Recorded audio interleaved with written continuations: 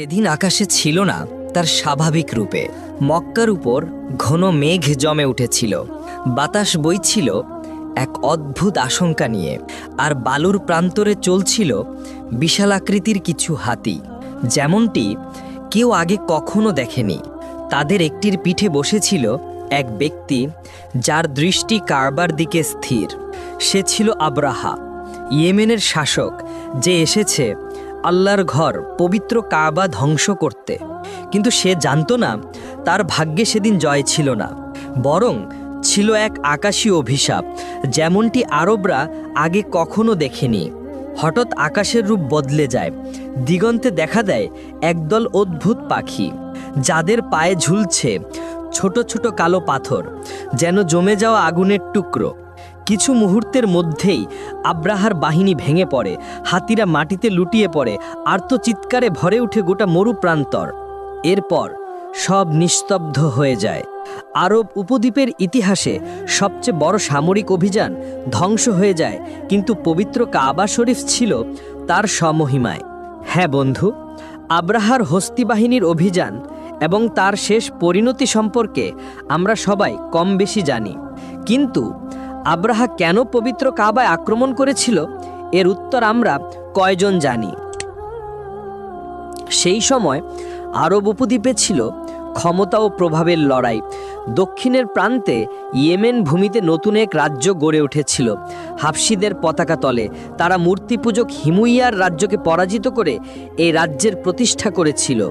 তখন হাবশি রাজা নাজাশি ইয়েমেন শাসনের জন্য একজন শাসক পাঠালেন, যার নাম ছিল আব্রাহা আল আশরাম। সে ছিল কঠোর, বুদ্ধিমান এবং রাজনৈতিকভাবে খুবই দক্ষ, কিন্তু নিজের অহংকারে ছিল পাগল প্রায়।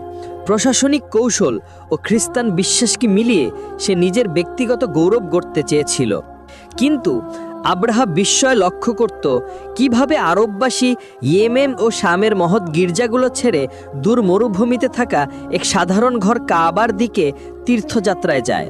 তারা যেত মক্কার দিকে, এক প্রাচীন পাথরের ঘরকে কেন্দ্র করে অদ্ভুত কিছু উপাসনা করতে, যেই ঘরের না ছিল ছাদ, না ছিল কোনো শোভা বা অলঙ্কার, আর তারা এটিকে কাবা বলে ডাকত।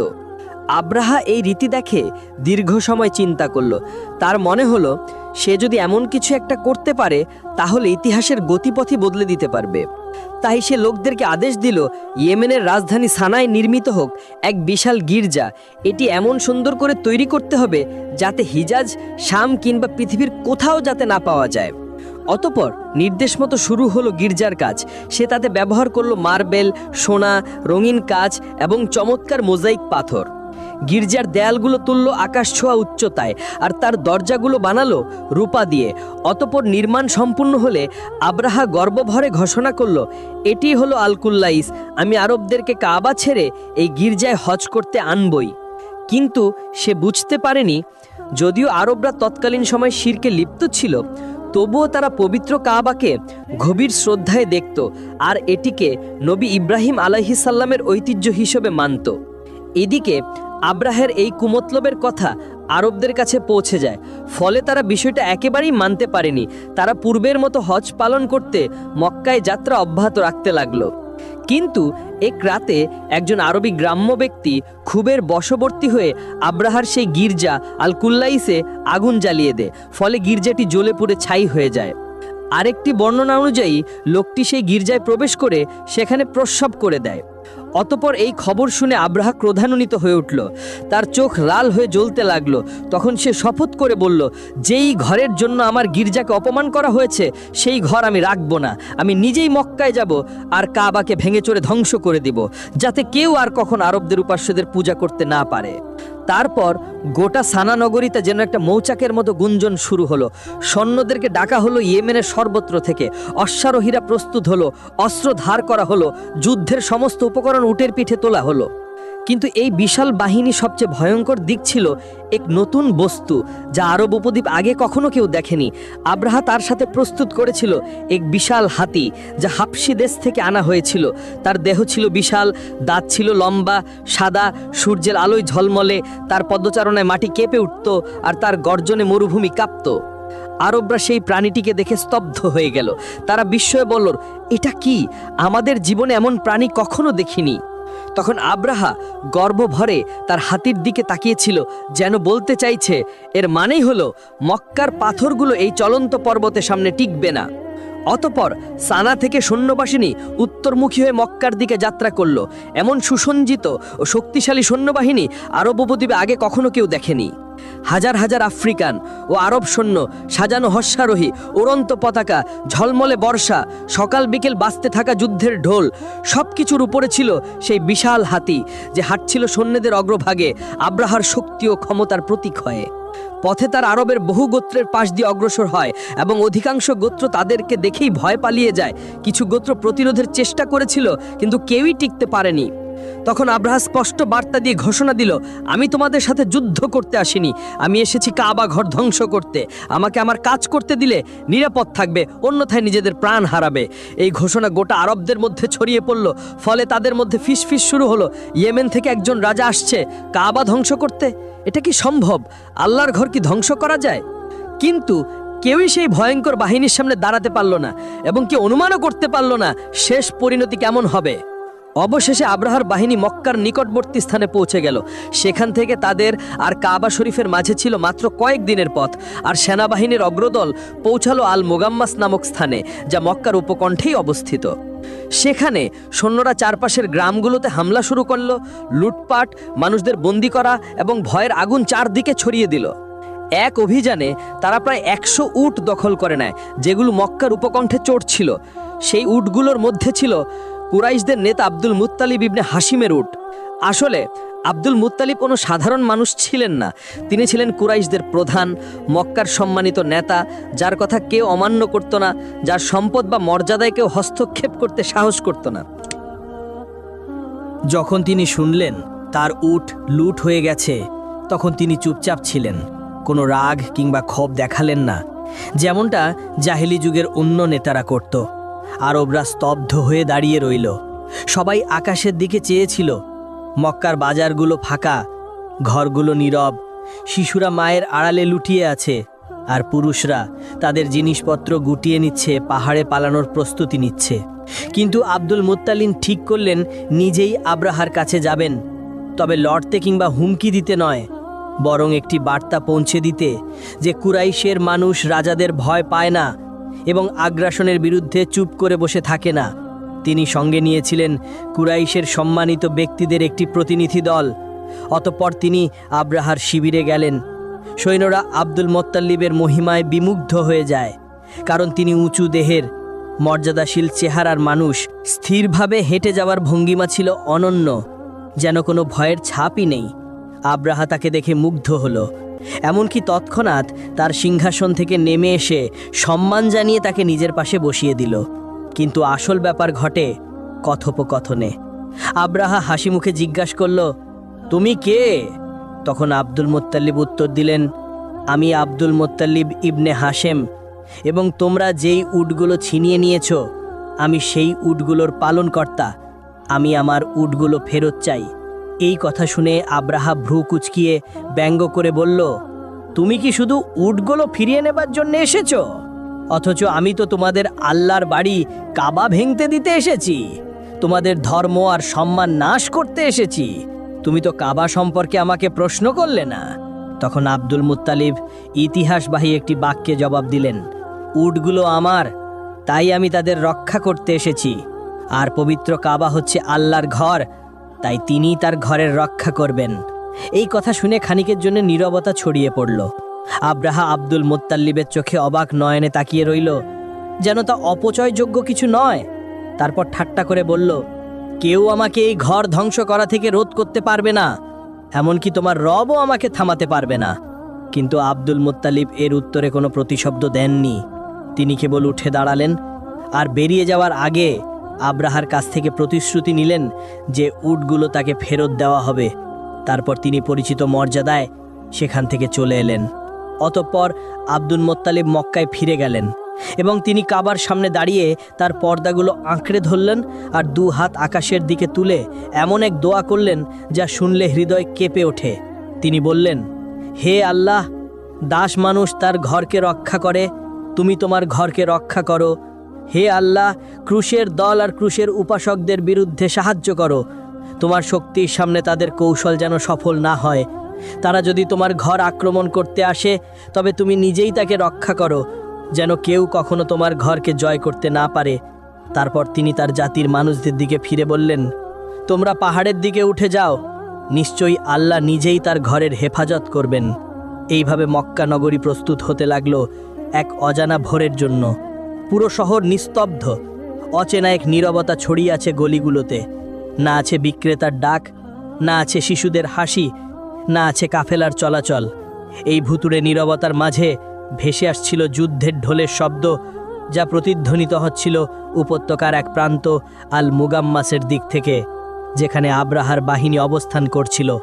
প্রতিটি ঘরের দৃশ্য ছিল হৃদয় বিদারক। নারীরা যা কিছু অবশিষ্ট ছিল তা গুছিয়ে নিচ্ছে, শিশুদের চাদরে জড়িয়ে নিচ্ছে পালানোর প্রস্তুতিতে। পুরুষরা দেয়ালের পাশে নীরবে দাঁড়িয়ে, তাদের হাতে না আছে অস্ত্র, না কোনো পরিকল্পনা।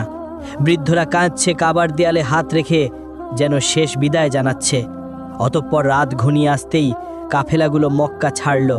পরিবারগুলো পাহাড়ের গিরিপথে উঠছে, পুরুষদের হাতে ছোট ছোট তলোয়ার। তারা জানে এগুলো কোনো কাজেই আসবে না, তবুও তারা চায় যদি বিপদ নামে তাহলে তারা দাঁড়িয়ে থেকে মরবে। আর কেউ কেউ থেকে গেল পবিত্র কাবার পাশে। তারা যেতে চায়নি, তাদের হৃদয় কাবার সঙ্গেই বাঁধা। আব্দুল মুত্তালিব তাদের মাঝে ঘুরে ঘুরে সান্ত্বনা দিচ্ছিলেন এবং বলছিলেন, তোমরা চিন্তা করো না, এই ঘরের একজন মালিক আছেন, তিনি কখনো পরাজিত হন না। অবশেষে অন্ধকার নেমে আসলো মক্কা নগরীর ওপর। ইতিহাসে প্রথমবারের মতো মক্কা শহরের ঘরগুলোতে কোনো প্রদীপ জ্বলেনি। না শোনা গেল কোনো কবির কণ্ঠ, না শোনা গেল কোনো ব্যবসায়ীর দর কষাকষি। সবাই নীরব, সবাই অপেক্ষায়।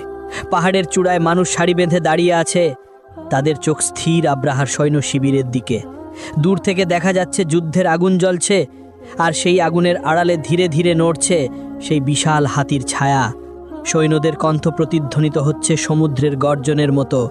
তখন এক শিশু জিজ্ঞাসা করল, আব্বা, তারা কি কাবা ধ্বংস করে ফেলবে? বাবা তখন কোনো উত্তর দিল না, শুধু তাকে বুকে টেনে নিয়ে বলল, ঘুমাও বেটা, এই ঘরের এক প্রভু আছেন যিনি কখনো ঘুমান না। এদিকে কাবার পাশে একা দাঁড়িয়েছিলেন আব্দুল মুত্তালিব। চারপাশে কোনো আলো নেই, শুধু চাঁদের মৃদু আলো আর তার নিঃশব্দ কান্নার শব্দ। তিনি হাত তুলে আকাশের দিকে তাকিয়ে বললেন, হে আল্লাহ, তুমি তো সব দেখছো যা আমরা দেখছি। এই ঘর তোমারই ঘর, আমরা এর প্রকৃত মালিক নই, আমরা শুধুমাত্র এর সেবক। যদি তুমি এই বাহিনীকে আমাদের ওপর পাঠিয়ে থাকো, তাহলে আমরা তা প্রতিহত করতে অক্ষম। কিন্তু যদি তাদের উদ্দেশ্য খারাপ হয়, তাহলে তুমি ভালোই জানো, আর সক্ষমও তুমি একাই। হে সেই প্রভু, যাকে কেউ পরাজিত করতে পারে না, তুমি তোমার ঘর রক্ষা করো যেভাবে তুমি চাও। আব্দুল মুত্তালিবের এই কথায় যেন কেঁপে উঠল কাবার দেয়ালগুলো। তারপর তিনি কাবার দরজার সামনে দীর্ঘ সময় সেজদায় রইলেন। অবশেষে মাথা তুলে আকাশের দিকে তাকালেন, তারপর ঘুরে দাঁড়িয়ে চলে গেলেন পাহাড়ের পথে। পেছনে রেখে গেলেন ঘরটিকে তার প্রকৃত রক্ষিতের তত্ত্বাবধানে। সেদিন মক্কার ভোরটা ছিল ভিন্ন। সকালের ঠান্ডা বাতাসে মিশে ছিল অজানা এক উত্তেজনা, এক ভয়। এদিকে উপত্যকার নিচে আব্রাহার বাহিনী মক্কার প্রান্তে সারি বেঁধে দাঁড়িয়ে, পিছনে যুদ্ধের গাড়িগুলো, আর সারির মাঝখানে স্থির দাঁড়িয়ে আছে সেই বিশাল হাতি। আব্রাহা উচ্চস্বরে বলল, আজকের দিন হবে আরবদের ইতিহাসে এক দাগ। আজ আমরা মূর্তি পূজার ঘর ধ্বংস করব এবং তার স্থানে গড়ব এমন এক গৌরব যা কখনো মুছে যাবে না। এটা শুনে সৈন্যরা হাসিতে ফেটে পড়ল। যুদ্ধের ঢোল বেজে উঠল প্রবল শব্দে, কিন্তু সেই গর্জনের আড়ালে আকাশ দেখছিল সব কিছু নীরবে। এরপর হাতির চালক সেনাপতির দিকে এগিয়ে গেল আর কর্কশ কণ্ঠে চিৎকার করে হাতিটিকে আঘাত করল। তখন আব্রাহা বলল, ওঠো, কাবার দিকে এগিয়ে যাও। কিন্তু হাতিটি নড়ল না। সে আবার তাকে আঘাত করল, কিন্তু হাতি হাঁটু গেড়ে বসে পড়ল। অতপর তারা তাকে শামের দিকে ঘুরিয়ে দিল। তখন হাতিটি চলতে লাগলো। অতপর তাকে ইয়েমেনের দিকে ঘুরিয়ে দিল। সেও হাঁটতে লাগলো। কিন্তু যতবারই হাতিটিকে কাবার দিকে ঘোরানো হতো, হাতিটি হাঁটু গেড়ে বসে পড়ত এবং তার পা শক্তভাবে গেড়ে রাখত। আব্রাহা তখন চিৎকার করে বলল, ওকে টেনে আনো, ফিরিয়ে দাও, প্রয়োজনে মেরে ফেলো। কিন্তু হাতিটি অস্বীকার করল। তার ভেতরে যেন কিছু ছিল যা সে জানত, তাকে যা করতে বলা হচ্ছে তা এমন এক বিশাল অপরাধ যার ভার সে বহন করতে পারবে না। হঠাৎ এক সৈন্য আকাশের দিকে তাকিয়ে দেখল সমুদ্রের দিক থেকে একদল কালো পাখি দ্রুত এগিয়ে আসছে। অদ্ভুত আকৃতির পাখি, যাদেরকে আরব উপদ্বীপে আগে কখনো দেখা যায়নি। তারা ছিল এত ঘন যে সূর্যের আলো ঢেকে গেল। তাদের উড়ান ছিল এত দ্রুত যেন তাদের প্রেরণ করা হয়েছে এমন এক আদেশে যা কেউ প্রত্যাখ্যান করতে পারে না। প্রত্যেক পাখির ঠোঁটে একটি করে এবং পায়ে দুটি করে ছোট পাথর ছিল, এবং সৈন্যরা কিছু বোঝার আগেই পাথরগুলো পড়তে শুরু করলো। একটি পাথর পড়ল এক সৈন্যের মাথায়, সে সাথে সাথেই মাটিতে পড়ে মারা গেল। অন্যটি এক হাবশী সেনাপতির বুকে বিঁধল, তার বুক চিড়ে ফেলল। আর একটি পড়ল এক লোকের কাঁধে, তার মাংস গলিয়ে ভিতর দিয়ে বেরিয়ে গেল। দৃশ্যটি এমন ছিল যেন আকাশ থেকে নেমে আসা এক ভয়ঙ্কর আগুনের নরক। সৈন্যরা চিৎকার করছে, পালাচ্ছে, একে অপরের উপর পড়ে যাচ্ছে, কিন্তু পাখিগুলো তাদের নির্ভুলভাবে অনুসরণ করছে। প্রত্যেক পাখি যেন জানে তার লক্ষ্য কে, আর কখনোই ভুল করছে না। মক্কার এক প্রত্যক্ষদর্শী বলেছিলেন, আমি দেখেছি এক সৈন্য আঘাত পেয়ে এক মুহূর্ত দাঁড়িয়ে থাকলো, তারপর পড়ে গেল, আর যেখানে পাথরটি লেগেছিল সেই স্থানটি দগ্ধ হয়ে কয়লার মতো কালো হয়ে গিয়েছিল, যেন ভিতর থেকে আগুন তাকে খেয়ে ফেলেছে। এইভাবে পুরো বাহিনী উড়ে যাওয়া ধুলোর মতো ছড়িয়ে গেল। কেউ পালালো পূর্ব দিকে, কেউ আশ্রয় নিল পাহাড়ে, আর কেউ উপত্যকায় পড়ে রইল অপরিচিত দগ্ধ লাশে পরিণত হয়ে। আর হাতিটিও উপত্যকার এক পাশে পড়ে গেল, এরপর আর কখনো নড়ল না।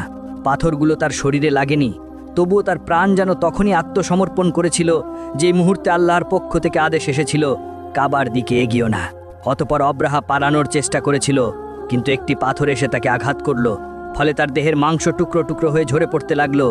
যখনই লোকেরা তাকে তুলত, তার দেহের অংশগুলো ঝরে পড়ত মাটিতে। এদিকে আব্দুল মুত্তাল্লেব পাহাড় থেকে নেমে এলেন এবং কাবার দিকে তাকালেন। ঘরটি আগের মতোই অটল দাঁড়িয়ে আছে, একটিও আঁচড়ও লাগেনি তাতে। আকাশ আবার পরিষ্কার হয়ে গেছে, যেন কিছুক্ষণ আগে সেখানে কিছুই হয়নি। আব্দুল মুত্তাল্লেব হাঁটু গেড়ে আল্লাহর সামনে দীর্ঘ সময় সিজদা করলেন, আর মক্কার লোকেরা একে একে ফিরে আসতে লাগলো। কেউ কাঁদছে, কেউ হাসছে, কেউ ফিসফিস করছে, কেউ উচ্চস্বরে বলছে, একটি অলৌকিক ঘটনা ঘটেছে, এমন এক মুজিজা যা যুগে যুগে মানুষ স্মরণ করবে। যখন অব্রহার পুরো বাহিনী ধ্বংস হয়ে গেল, তার অনুগামীরা তাকে একটা খাটিয়ায় তুলে নিয়ে গেল। সে আর দাঁড়াতে পারছিল না, বলার মতো শক্তিও ছিল না। তার হাত হয়ে গিয়েছিল কালো, গ্যাংগ্রিনে পচে ক্ষয়ে যাচ্ছিল, তার চামড়া খসে পড়ছিল, ঘায়ের গভীরতা বেড়ে চলেছে প্রতিটি মুহূর্তে। সানার দিকে নেমার পথে প্রত্যেক পদক্ষেপ ছিল তার জন্য এক নতুন অধ্যায়ের যন্ত্রণা। অতঃপর রাস্তায় সেই সব গ্রাম ও গোত্রের মধ্য দিয়ে যাচ্ছিল যেগুলোর মধ্য দিয়ে সে আগে মক্কার দিকে গিয়েছিল। তখন মানুষজন বেরিয়ে আসতো দেখতে, এই কি সেই অব্রহা যে পুরো আরবকে ভয় পাইয়ে দিয়েছিল? তার সৈন্যরা কোথায়? তার হাতিগুলো কোথায়? তারা দেখল সে মৃত মানুষের মতো খাটিয়ায় শুয়ে আছে, চোখ দবে গেছে ভেতরে, আর তার ঠোঁট নড়ছে এমন কিছু কথায় যা কেউ বুঝতে পারছে না। অতপর অব্রাহা মৃত্যুর আগ পর্যন্ত সাহায্যের জন্য আর্তনাদ করেছিল, কিন্তু তার আহ্বানে কোনো সাড়া মেলেনি।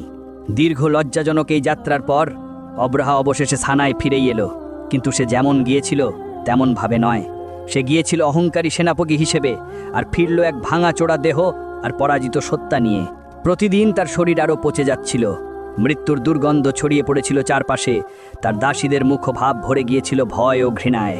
অবশেষে এক অন্ধকার রাতে সে শেষ নিঃশ্বাস ত্যাগ করল। তখন তাকে তড়িঘড়ি করে দাফন করা হলো। না ছিল কোনো জানাজা, না ছিল কোনো শোকযাত্রা। এইভাবেই মারা গেল অব্রহা। তার সাথে মরল তার অহংকার, মরল তার সৈন্যবাহিনীও, কিন্তু কাবা রয়ে গেল আগের মতোই, আল্লাহর হেফাজতে, নিরাপদ ও অক্ষত।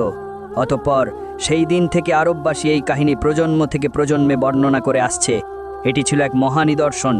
কুরাইশরা জিতেনি অস্ত্রের জোরে, আর হাতিগুলো পরাজিত হয়নি মানুষের শক্তিতে, বরং পরাস্ত হয়েছিল আল্লাহর প্রেরিত পোড়া মাটির পাথরের আঘাতে। আর সেই বছরটি আরব ইতিহাসে চিরস্থায়ী হয়ে গেল আমুল ফিল, অর্থাৎ হাতির বছর নামে।